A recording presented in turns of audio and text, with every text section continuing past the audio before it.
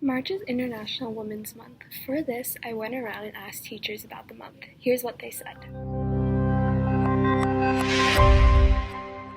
What does International Women's Month mean to you?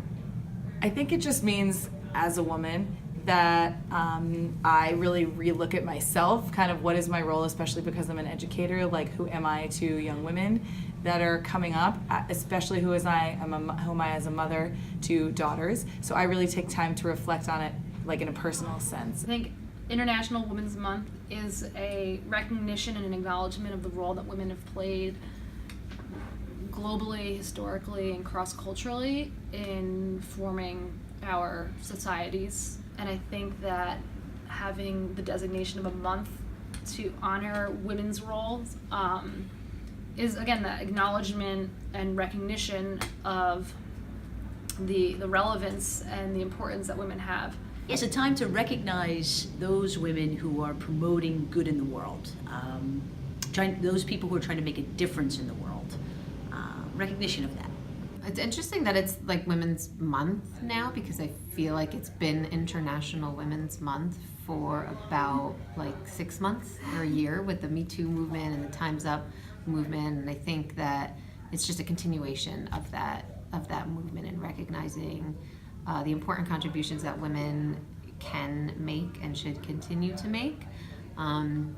It's a good platform for continuing that and focusing on that and keeping the discussions and celebration of women going in a time where it already seems to be happening. To me, it means that every woman has the possibility to earn the same amount as men, to have the same experiences as men, as well as have the same opportunities as men in the world. So, because there was a little bit of a language barrier, it wasn't any verbal advice that she gave me. It was just, I learned a lot from what she did and who she was. She was just confident and loving, and she was an amazing cook, and I try to recreate her recipes, but not as good as her yet. So International Women's Month to me just means recognizing the contributions that women have made to society. I think that some of the more obvious women that we recognize are the ones maybe who've gotten public recognition, but I think it's also really important to remember women who maybe haven't received public recognition, women who are doing a little bit maybe more behind the scenes work, like mothers and grandmothers who maybe were responsible for raising their kids or whatever it may be. But also, recognizing, like I said earlier, those women who have made like those more well-known contributions to society, like female scientists or female politicians or whatever it may be. Who is your female role model? I'm going to go with a local PV role model, and that would be Chandni Shah. Chandni Shah has just been an example of a young lady who exudes empathy, promotes the importance of tolerance and understanding through the way she lives her life. And she's rolled up her sleeves to just try to make the world a better place. And she does that simply every day by being that type of role model, doing good, promoting others, giving of herself to make the world a better place. That's Chandni. Well, I think one of the reasons I became a history teacher is because when I was in second grade, I did a book report on Eleanor Roosevelt.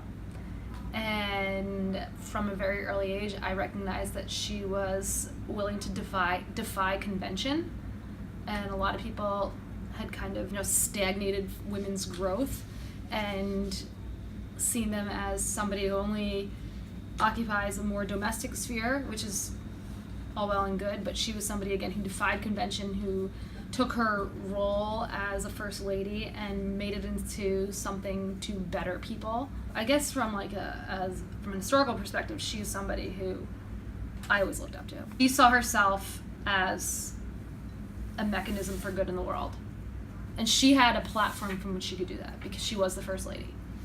But on my level, what can I do to promote change in the platform that I'm given as an educator, of young people?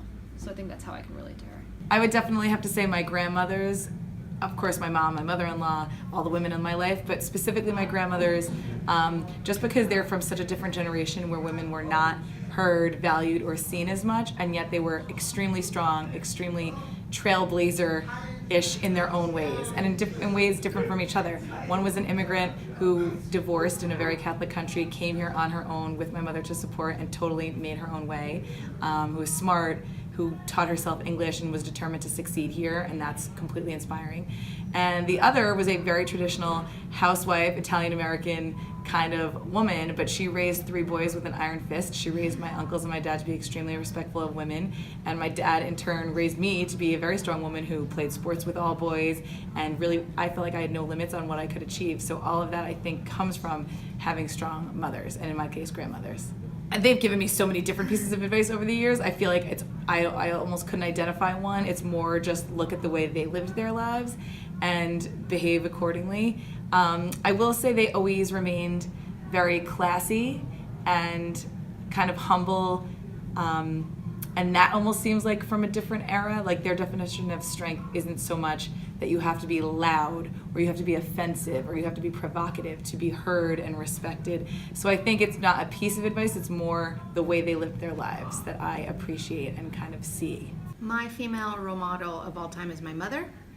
She really exemplified for me that you could do anything. She was a master at everything that she did and touched. She was an amazing cook, artist. She was amazing at her job. She was an amazing mom. Everything she did, she turned it into gold. So she's my role model. Well, I'm sure a lot of women say this, but I'm constantly amazed by my mother and her seemingly endless energy that she has to do everything that she does, which is work and find time for her own interests and help take care of her family and, you know, keeping the balls in the air and juggling everything. She does it, and she does it well, and I'm constantly amazed by it. You know, she's never like sat down and given me advice. We've never sort of had to have that talk because she's always just led by example. And as I become an older woman myself, as I'm getting, you know, on in my years, it resonates with me much more now than it did when I was a younger person. My female role model is my grandmother, Nonna Nancy, and she came to this country many years ago with her 3 kids and her husband, and she used to work in a factory sewing linings into coats, and she was always there for her kids and her grandkids.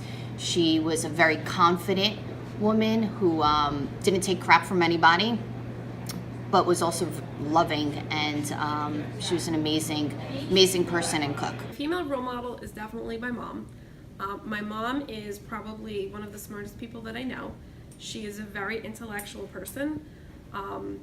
So she's very intelligent, she's very intellectual. My mom actually did not wind up pursuing a career, but dedicated her life to raising me, my brother, and my sister. And she's probably the most selfless person that I also know. And I'll speak on behalf of myself and also my siblings when I say that our successes in life are definitely can be completely contributed to everything that my mom did for us. I would say I can think of 2 pieces of advice that my mom has given me throughout my lifetime. So the first piece of advice was that she always taught me to respect myself. And this is also something that maybe my mom didn't necessarily verbally tell me, like explicitly, but something that she's lived by, and an example that she has set through her actions. So when I say respecting yourself, I think that goes into pretty much every area of your life that could apply to the school setting, it could apply to the work setting, it could apply to the setting of personal relationships. And the second thing that I think the second piece of advice that my mom gave me, or something that she told me, was that it's very easy to love somebody who's nice to you. Meaning that the hard part of life is loving somebody who's not nice to you. And when I say love, I don't mean necessarily in like a relationship sense, I mean in a broader sense. I mean caring about other people, respecting other people. It's very easy to do that with people who are nice to you, but it's harder to do that for people who are not nice to you. And I think that's ultimately what makes you a good person, if you can appreciate and respect and be kind to people who maybe aren't kind to you.